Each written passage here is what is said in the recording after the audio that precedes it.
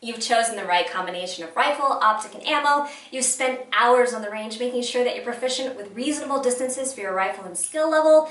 Thanks to hunter safety, you know how to take a safe, ethical shot on game. Now, it's time to think about what happens after that shot breaks and how to be best prepared for it. First, let's talk about technical skills. Too many hunters prepare to shoot once and only once. They practice for the goal of a single ethical shot to bring down game. The reality is that as a hunter, you should be ready to make a follow-up shot should you need to. It starts with practicing to make sure your rifle is ready and back on target. If using a semi-auto, your rifle will be ready to shoot again without any action on your part. If you're using a bolt action or lever action rifle, you'll need to cycle another bullet into the chamber quickly and efficiently. You can practice this skill both on the range and off in dry fire. Dry fire is the practice of shooting without any ammunition around you, and it's a great way to improve basic shooting skills and gun handling confidence. Whether shooting on the range in live fire or practicing at home without ammo, assume a good shooting position. See the sight on your target and then press the trigger.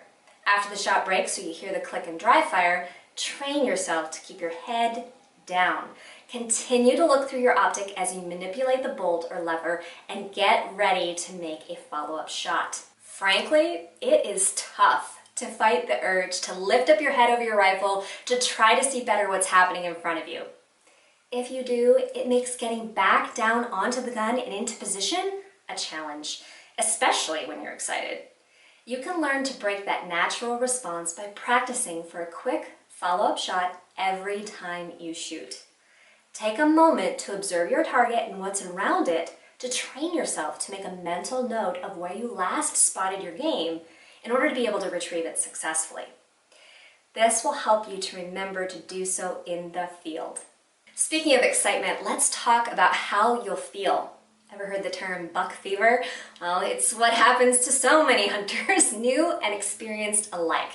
It doesn't even have to be a giant buck in your sights either. An opportunity presents itself and you find your heart is racing. You begin to sweat. It seems hard to control your breathing. You even start to shake a little bit. How are you supposed to make a good shot now? Knowing that this condition could very well happen to you in the field is the first step. There's really no instant cure for buck fever that will calm you down, calm your heart, your nerves, and everything else that's going on. Acceptance and deep breaths will help. So will the knowledge that you've prepared by practicing on the range and making sure that you're proficient. You've trained for this moment, not unlike a runner has trained for a race. You're also ready to make a follow-up shot because you practiced for it. Buck fever is what you feel before the shot, but after, emotions are personal.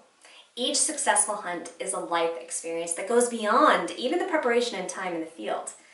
When it comes to hunting, some new hunters become overwhelmed after shooting an animal for the first time. Others respond differently with excitement or even elation. No matter the emotions pumping through you, make sure you consider the animal's life and the environment around you.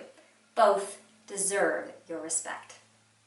Remember, prepare as best as possible through gun handling mechanics, train to keep your head down, work on controlled breathing if you become excited, and understand that you may experience a wide variety of emotions.